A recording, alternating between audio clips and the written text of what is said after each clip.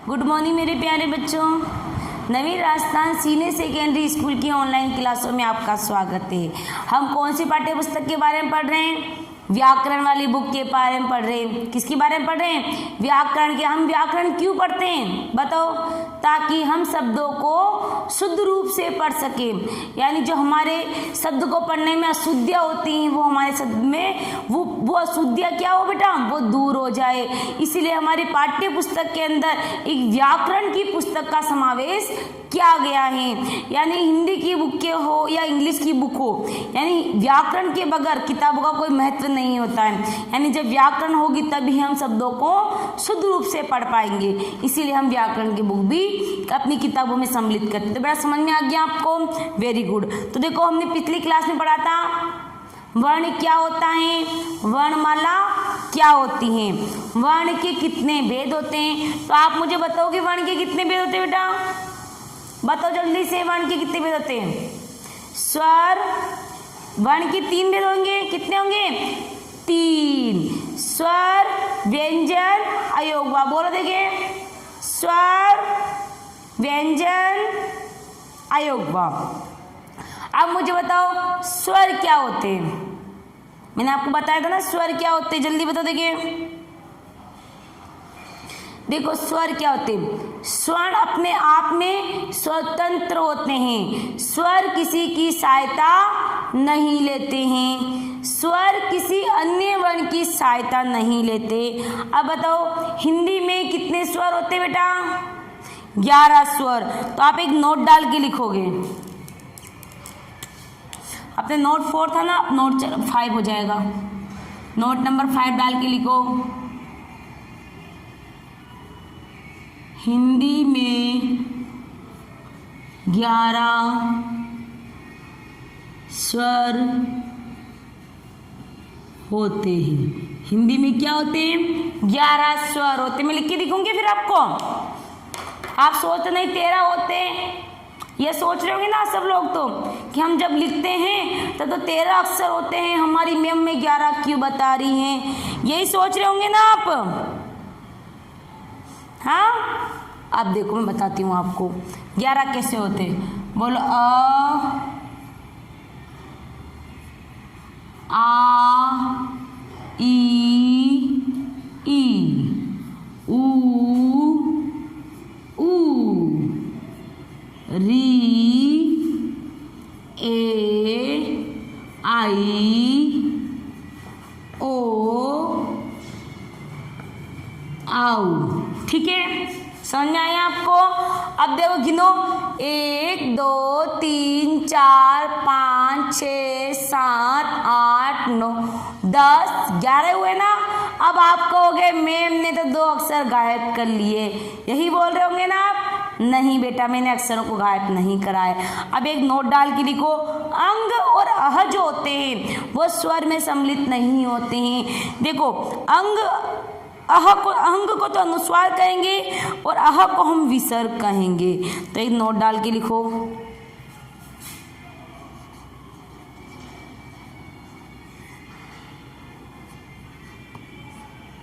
अह को, अंग को अनुस्वार तथा अंग अह को क्या कहेंगे? अह को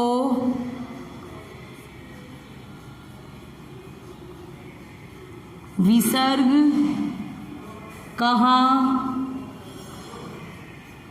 जाता है।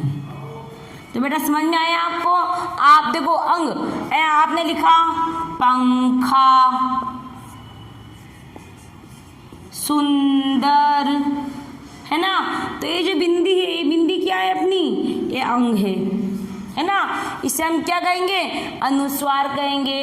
इसीलिए हम इन्हें हिंदी वर्णमाला के अंदर जो स्वर होते हैं हम 11 ही स्वर मानते। अंग और अह को हम स्वर में नहीं मानते, क्योंकि ये तो क्या है?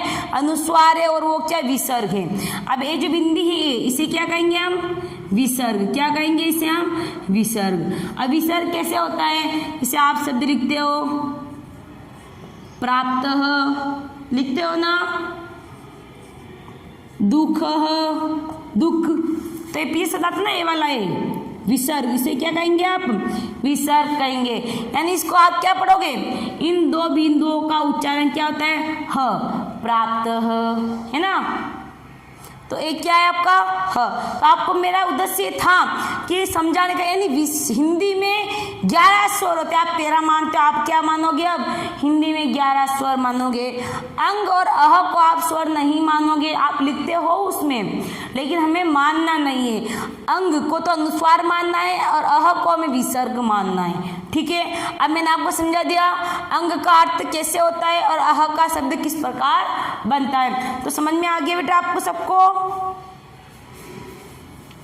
अब पढ़ेंगे हम व्यंजन के बारे में। व्यंजन क्या होते हैं तो सुनना। जिस वर्ण को बोलने में स्वर की सहायता लेनी पड़ती है हम उसे क्या कहेंगे?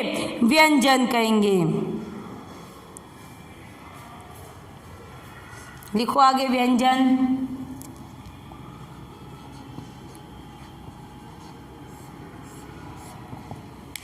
बोलो मैं साथ साथ। जिस वर्ण को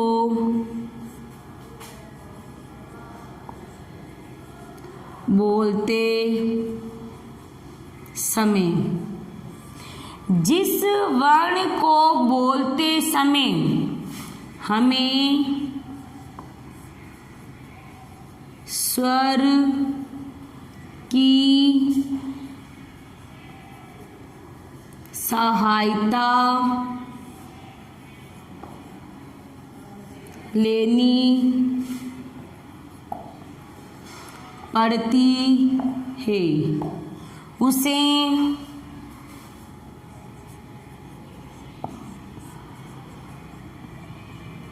उसे व्यंजन कहा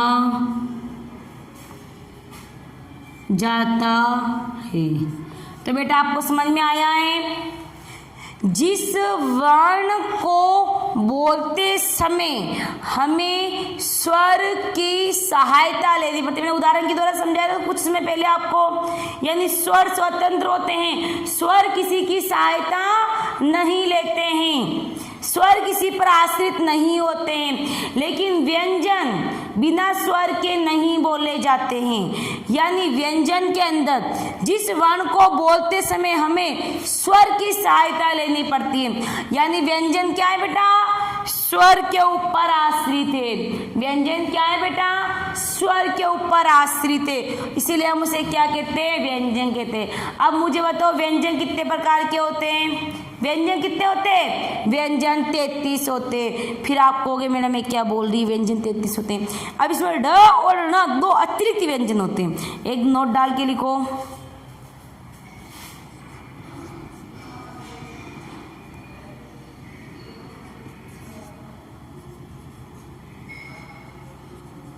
व्यंजन 33 होते हैं। व्यंजन कितने होते हैं? व्यंजन 33 होते हैं। तथा ड़ अड़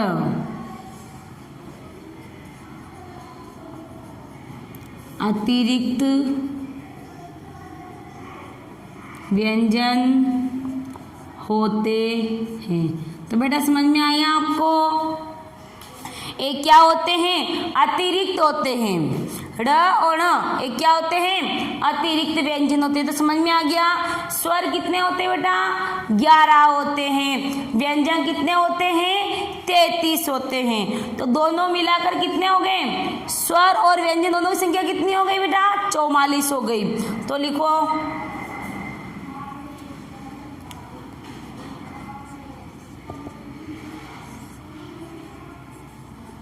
स्वर व व्यंजन। स्वर व व्यंजन 33 + 11 बराबर 44। कितनी संख्या हो गई इनकी? 44, क्योंकि स्वर तो 11 हो गए, व्यंजन 33 हो गए। तो दोनों की संख्या कितनी हो गई? 44 हो गई। तो हम अपने वर्णमाला में कितने स्वर व्यंजन है बेटा? 44 है। कितने बेटा?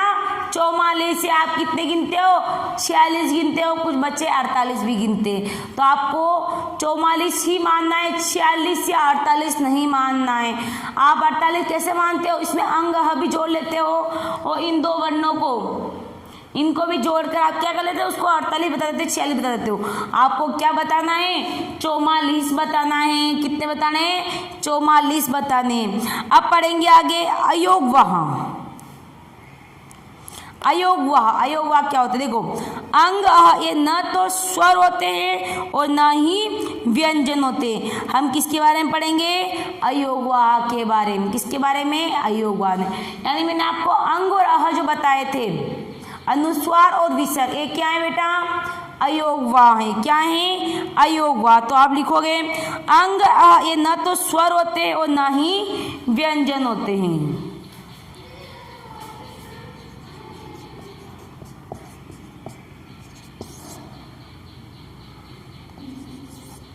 अयोगवाह।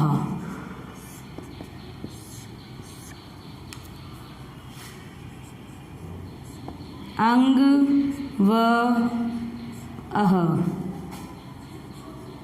न तो स्वर होते हैं, अंग और अह स्वर नहीं होते हैं। मैंने आपको बार बार यही रिपीट करी, अंग अह न तो स्वर होते हैं और ना ही व्यंजन होते हैं। अंग अह न तो स्वर होते हैं ना ही व्यंजन होते हैं। आगे समझ में, फिर क्या होते हैं, आप ये सोच रहे होंगे अंग रह का न तो मैम स्वर कहती हैं न मैम व्यंजन कहती, फिर ये शब्द है क्या। अगर शब्द कुछ है ही नहीं तो आपको हिंदी वर्ण वाले में शब्दों को क्यों डाल रखा है, यह सोच रहे होंगे। हम इन्हें अयोगवाह कहते हैं, यानी सीधे अनुस्वार और विसर्ग, अनुस्वार और विसर्ग दोनों से मिलने पर अयोगवाह का निर्माण होता है। तो समझ में आ गया बेटा आपको, वर्ण कितने प्रकार के होते हैं, वर्ण 3 प्रकार के होते हैं, स्वर, व्यंजन और अयोगवाह। तो मैंने आपको इसको अच्छे से समझा दिया, आपको सबको समझ में आ गया बेटा। अब देखो व्यंजन भी 3, व्यंजन को 3 भागों में बांटा है, स्पर्श व्यंजन, अंतस्थ व्यंजन और ऊष्म व्यंजन। तो देखो इसको समझाने के लिए मुझे आपको क्या करने पड़ेंगे, एक बार व्यंजन लिखने पड़ेंगे। यहाँ पे लिख लिया आपने सबने, इसका स्क्रीनशॉट ले लीजिए बेटा एक बार।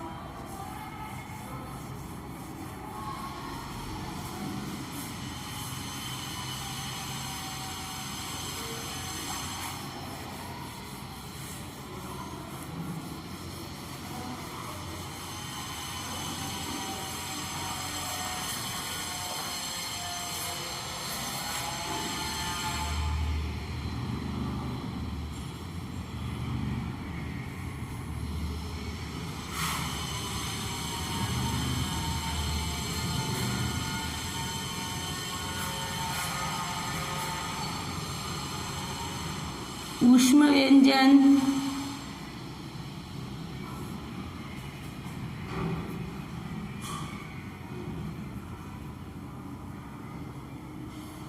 अंतस्थ व्यंजन और स्पर्श व्यंजन। और कौन से होते बेटा, अंतस्थ व्यंजन, स्पर्श व्यंजन।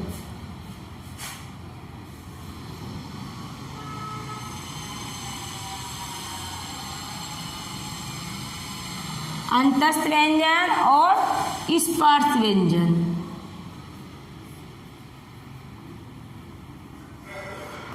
तो आपको समझ में आया बेटा, एक बार देख लो आप, ऊष्म व्यंजन, अंतस्थ व्यंजन और स्पर्श व्यंजन।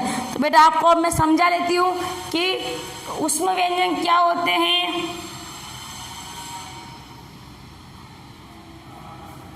पहले आप व्यंजन लिखो एक बार, देखिए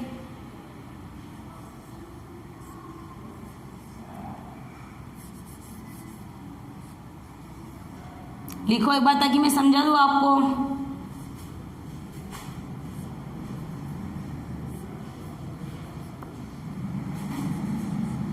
सभी अपनी नोटबुक में व्यंजन लिखो एक बार।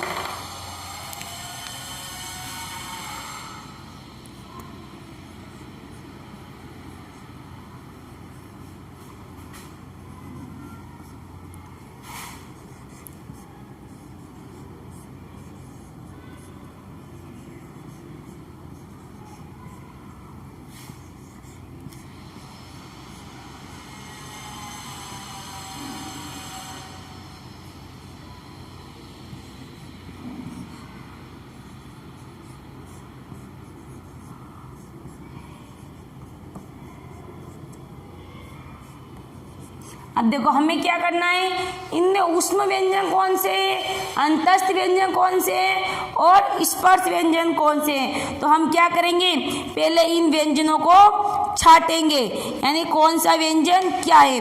तो देखो पहले हम करेंगे अंतस्थ व्यंजन, य र ल व, ये क्या है हमारे अंतस्थ व्यंजन।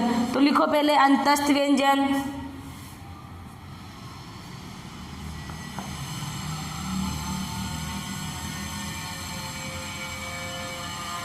अंतस्थ व्यंजन क्या होंगे आपके, ए वाले, य र ल व, ये य र ल व क्या है आपके अंतस्थ व्यंजन है। तो लिखो य र ल व, ये क्या है आपके अंतस्थ व्यंजन है। फिर देखो उसमें व्यंजन क्या हो गए, य र ल वही होगा बेटा, स नहीं आएगा क्योंकि स तो आपका किस में आ जाएगा, ऊष्म व्यंजन में, य र ल वही लिखा है ना। अब देखो इस स को मैं यह लिख लेती हूँ। अब देखो आपने पढ़ा अंतस्थ व्यंजन, भाई व्यंजन 33 प्रकार के होते हैं, लेकिन इनमें ऊष्म होते हैं, अंतस्थ होते हैं, स्पर्श होते हैं। तो मैं आपको अलग अलग करके बताऊंगी इन व्यंजनों को। अब अंतस्थ व्यंजन कौन से होते हैं, ये वाले, य र ल व, य र ल व, ये क्या है आपके अंतस्थ व्यंजन है। अब आ गया आपके ऊष्म व्यंजन, ये देखो ये वाले ऊष्म व्यंजन है, ये दिख रहा है ना आपको, श श स, श श और ह, ये आपके क्या हो गए, ऊष्म व्यंजन हो गए। क्या हो गए, ऊष्म व्यंजन हो गए। तो आप लिखो यहाँ पर ऊष्म व्यंजन,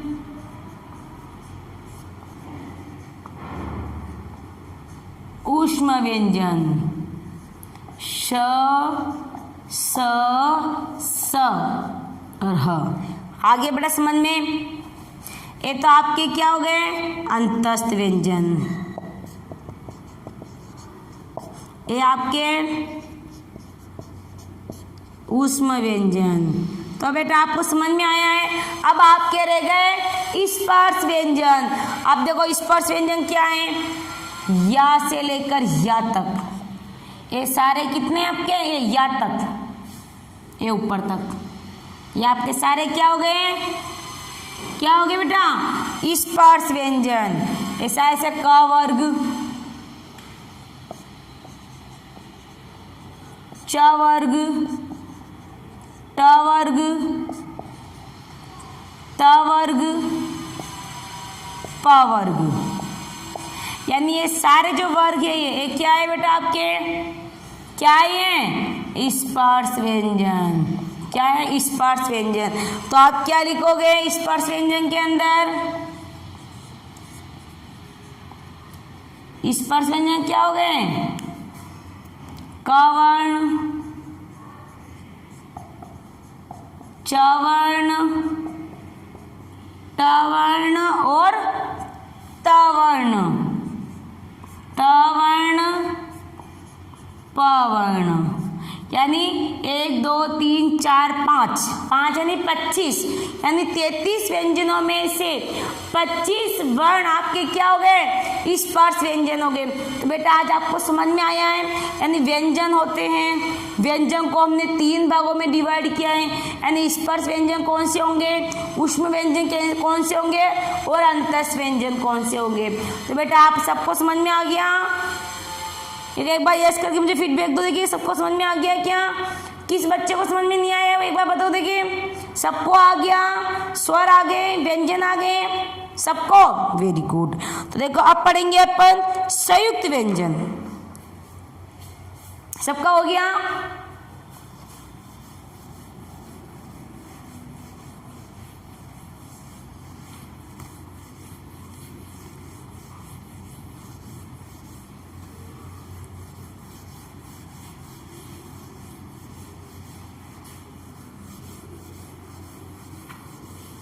अब क्या पढ़ेंगे हम संयुक्त व्यंजन। जब दो व्यंजनों के मेल से, दो व्यंजनों से मिलकर बने व्यंजन को संयुक्त व्यंजन कहते हैं। दो व्यंजन से मिलकर बने शब्द को संयुक्त व्यंजन कहते हैं।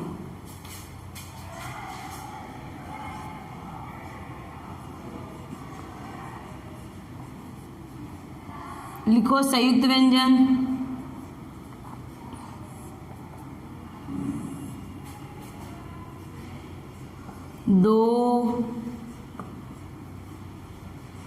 दो व्यंजनों के मिलने से संयुक्त व्यंजन का निर्माण होता है। दो व्यंजनों से मिलने पर, दो व्यंजनों के मिलने से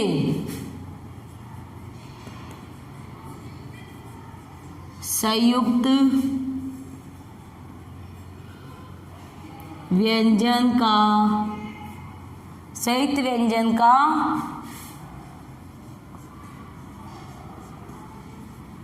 निर्माण होता है। तो बेटा आपको समझ में आया सबको? संयुक्त व्यंजन क्या होते हैं?